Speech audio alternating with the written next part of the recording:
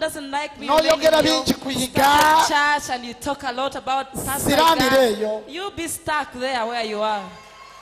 I don't have your time. Sina buddewo.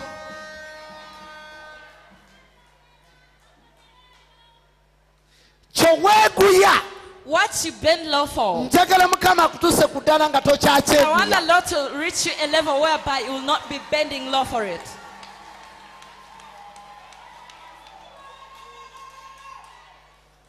Now, YIGA, what do I want with the pastors? I don't admire their politics, and I'll never.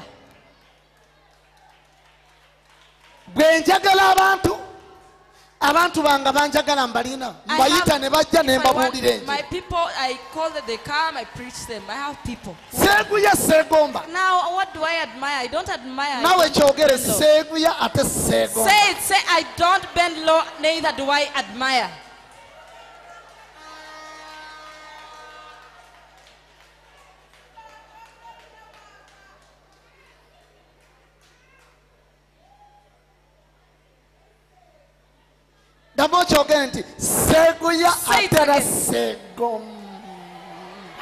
I don't bend low, neither do I admire. If you love me, love me. If you don't love me, say fine.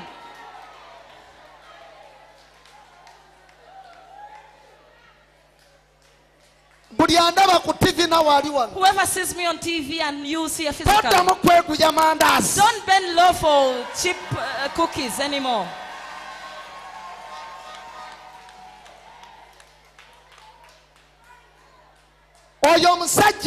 That man that you feel you're all vanishing. You're the one who calls him all the time. I want you to get a heart. I don't bend low, neither do I admire you.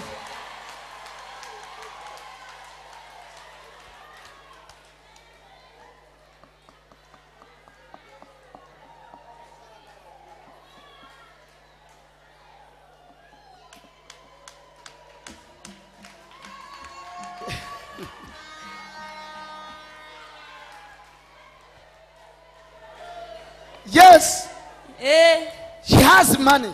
It's too fine a cent. Alina cent. That person has money. God is good. But if money is yours, put a thinking in your heart. And say, if I'm to get money, I'll not bend low because of money. Because of man of that man. No way.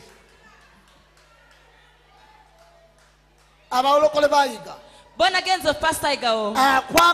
The one who loves you, love them back. The one who doesn't love you, dump them.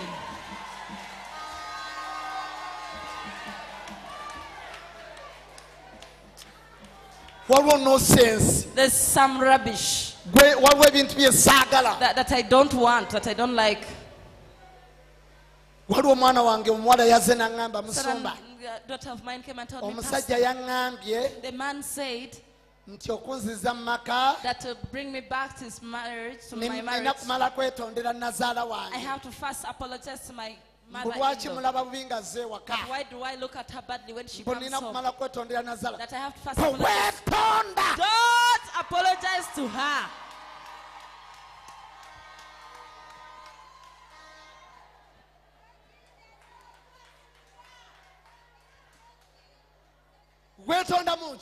What are you apologizing? When you were getting married, did you get married to your mother-in-law? Or you got married to your husband? Instead of the man to handle his mother, and now it is you down before the mother apologizes. She told him, he's going, let him go.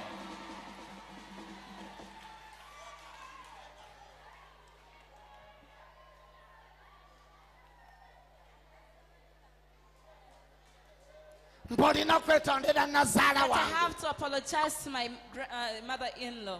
If only it could die and the grave appears on top.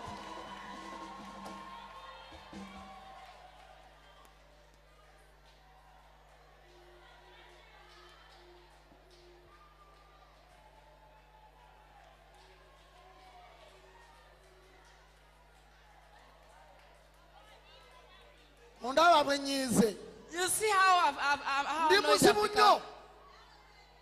I'm very tricky. I don't want my children to be underestimated like that.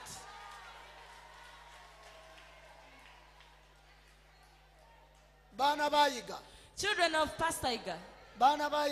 Children of Pastor YIGA. They have to kneel down for you, not you to kneel down for them.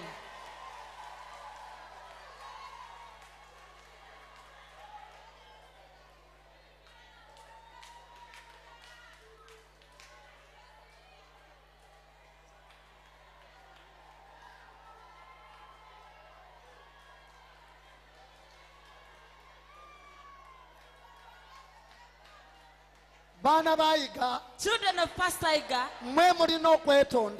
they have to apologize to you, not you to apologize to them.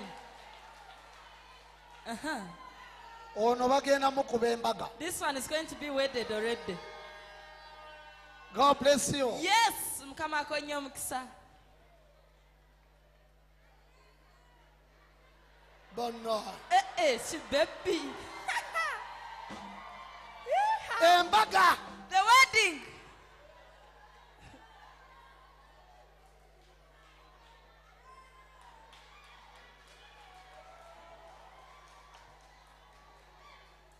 Bana ba YIGA. Children of Pastor YIGA. Bana ba YIGA. Children of Pastor YIGA. Simma mulino kweguya. You're not the ones to bend low. No. Bari no beguya. They have to bend low for you.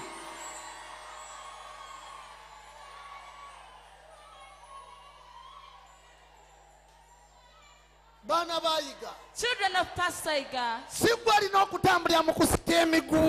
the one to pull the strings. No.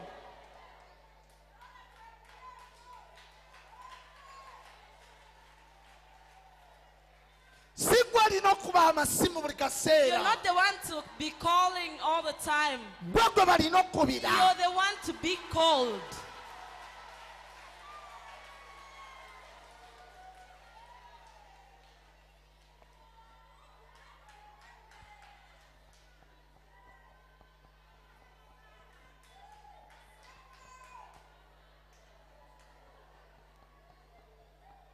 You want another rap?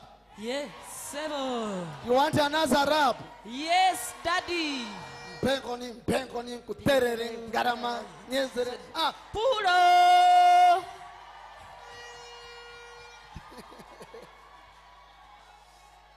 Hey. Hey.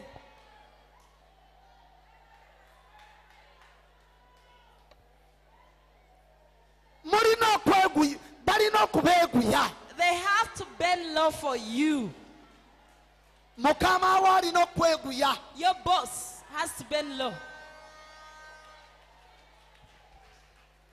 Some of you will start reaching late at work. And your fellow workers will report you. They will come to consult from you. Is it true you came late, my work? And then he'll start telling you what those other workers were saying. Even the workers, your fellow workers, they confuse you. I don't know why they're against you. They told me you did this, that you did that. And then I said she cannot. Your boss will be telling you. Those will be reporting you to him.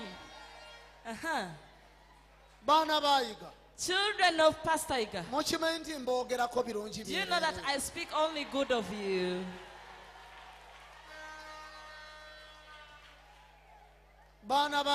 Children of Pastor Yiga, you know that I'm prophesying only good things for you.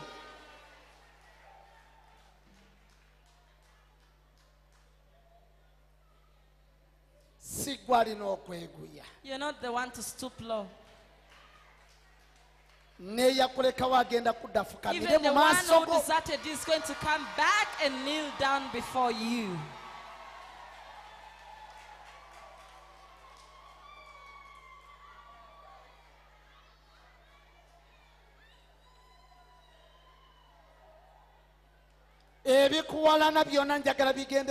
Whatever persecutes you, I want it to enter the ground and be covered there.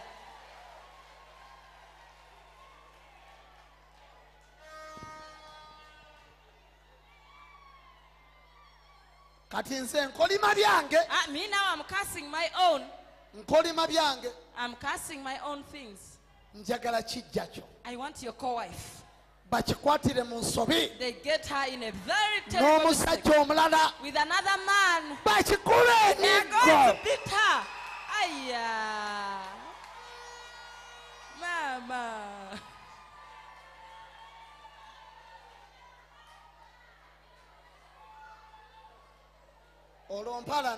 There I'm now persecuting them for your sake. I'm doing it for your sake. I want this man because now he has money. He doesn't want to know. He chases you away like a bag of rubbish.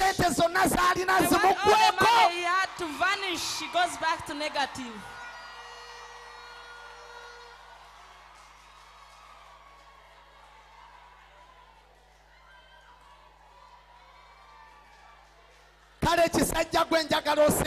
You man, I want you to be stuck. You go back to negative. Even that house you put that bitch, I want it to die.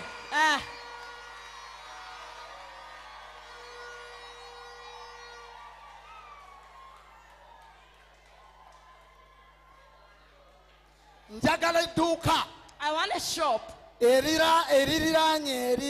is next to yours. I want that shop to be stuck. And that person is going to shift to somewhere. Your shop. It has to be the selling shop in the area.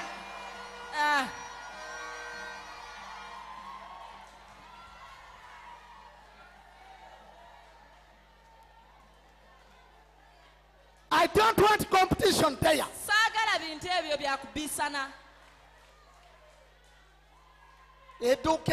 Your shop.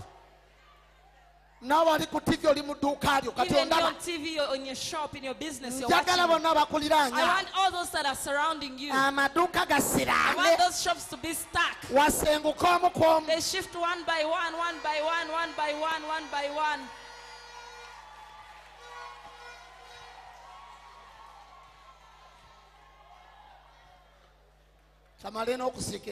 Yes, Papa. I'm a big persecutor. You see me here.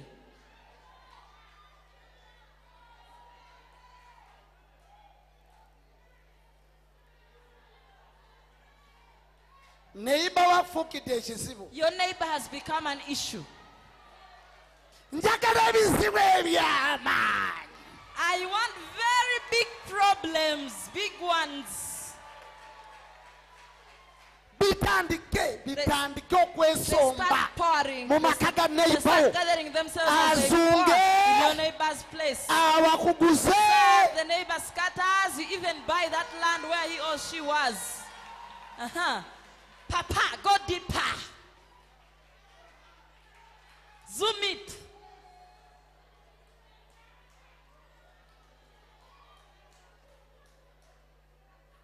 I want those who love me.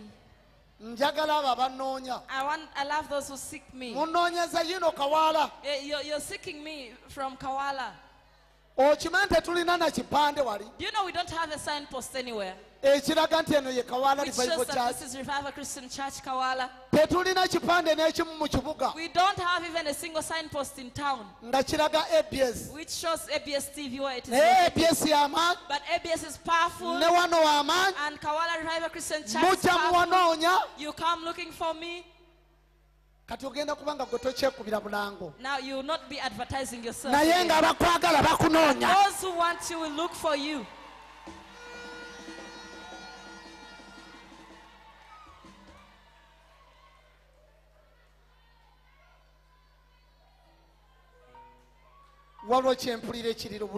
Something I hear that it is pregnant. That is pregnant for your husband. And it is not even his child. It's not his pregnancy. That pregnancy is that child. She has even if it is for your husband. I want the blood to change.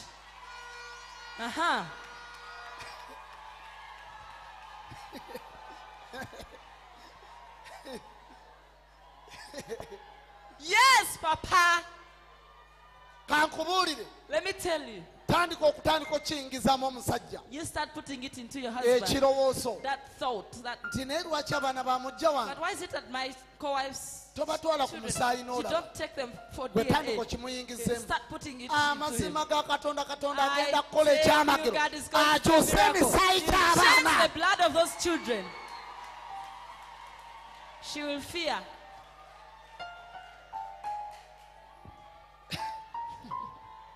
Even if they do international DNA, the children will not be for your husband.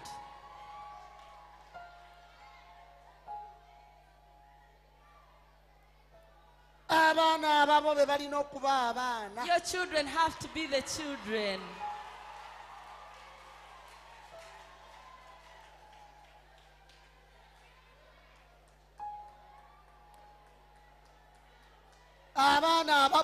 Your children have to be the children of the house.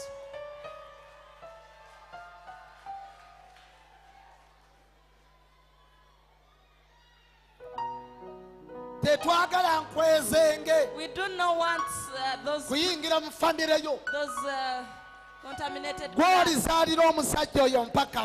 one to produce for that man and ever and ever and ever and ever and ever until you get tired.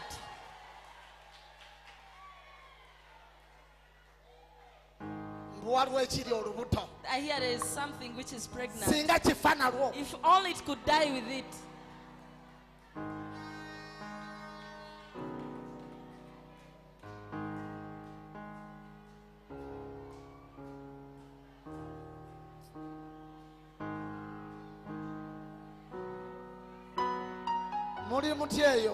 How are you doing?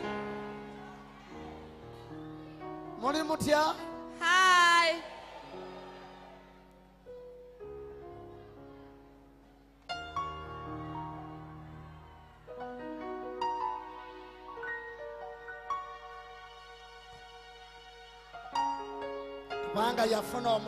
Because got a job. Now he's taking himself to be something else.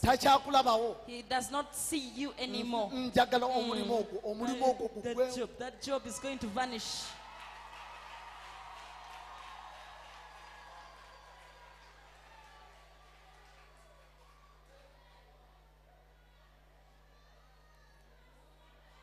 I don't deal with anything that touches my children. The male and female children. I want God to please you.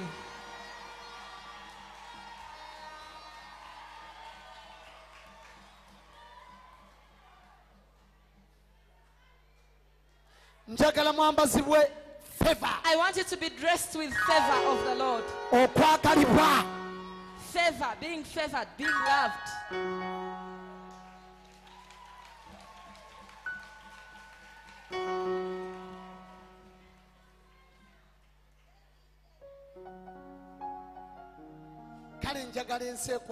I want the world to love you so much.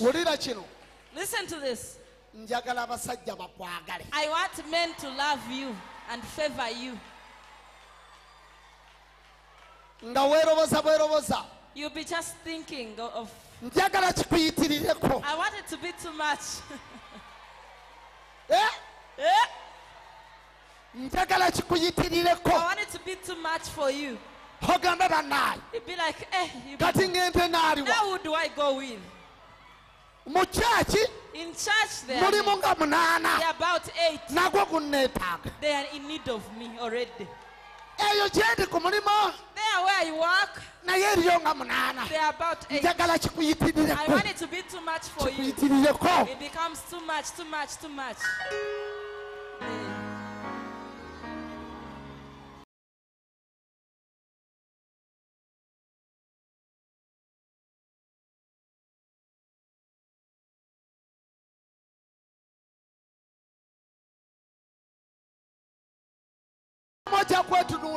Some of you look at yourself. I don't have malak. You say, I don't have chips. But why this guy love me so much?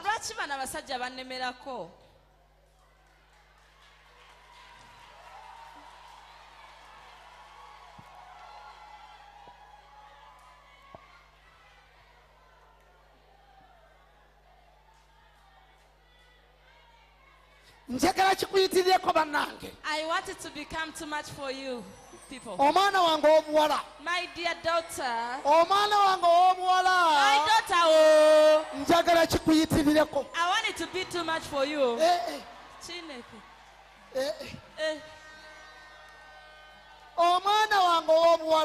dear daughter.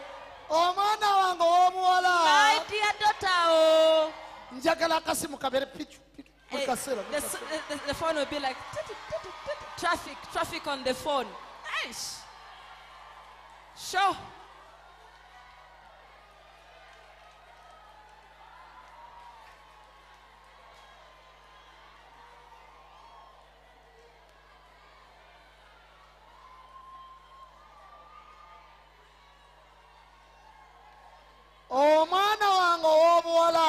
My dear daughter.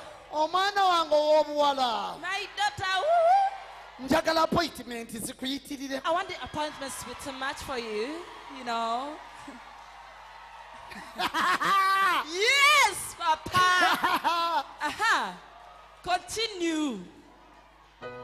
Yes, Google it. Daughters of Pastor YIGA. You have to be loved and favored. You have to be favored. Mwino kuganja. That spice that you are lacking, let God mix it. Ne? Ne? The spice. The spice? Yeah, echirungo. Spice. Aha, let God spice you.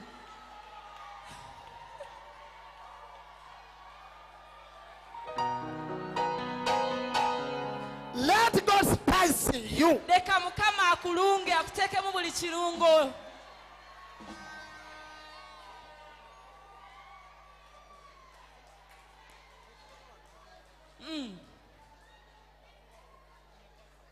My dear daughters, are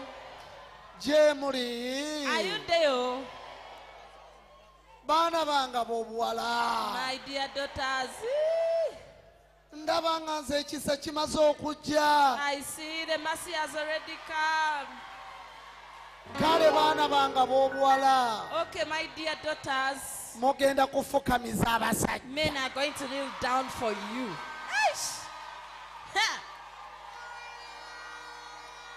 Yes.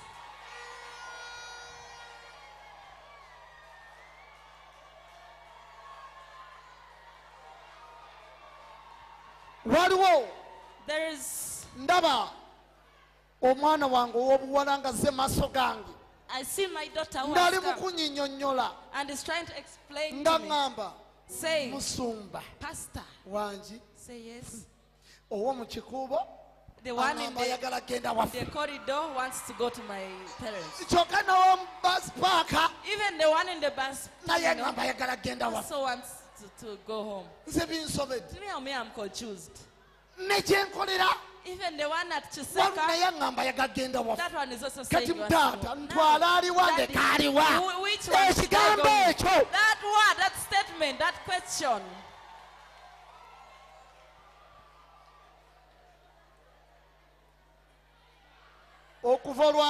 From today and onwards, start believing in yourself. That whatever spice you were lacking, God has already mixed it in you.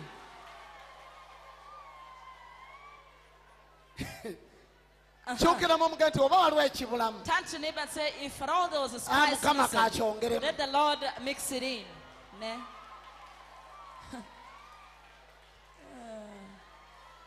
Papa.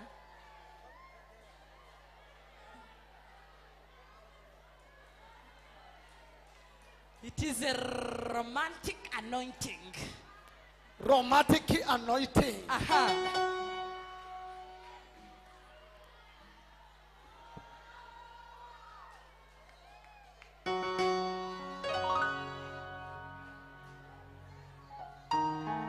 Bana banga bobulenzi.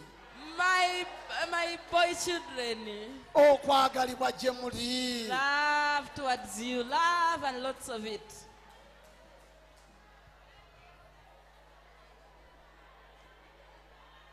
Abakazi tebekwanira basajja. Women don't usually naye wamanya nti Mukama akutaddeko favor musajja gwe. You realize that God has ogenda kulaba nga abakazi bye bakwekwanira. You see women will start tapping you. Hey, ate bye binyuma.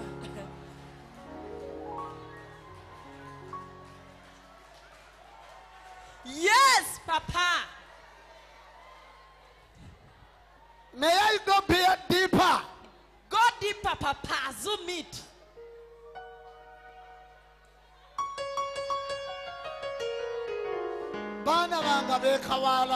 My children of Kawala. I see the whole world is going to yearn for you.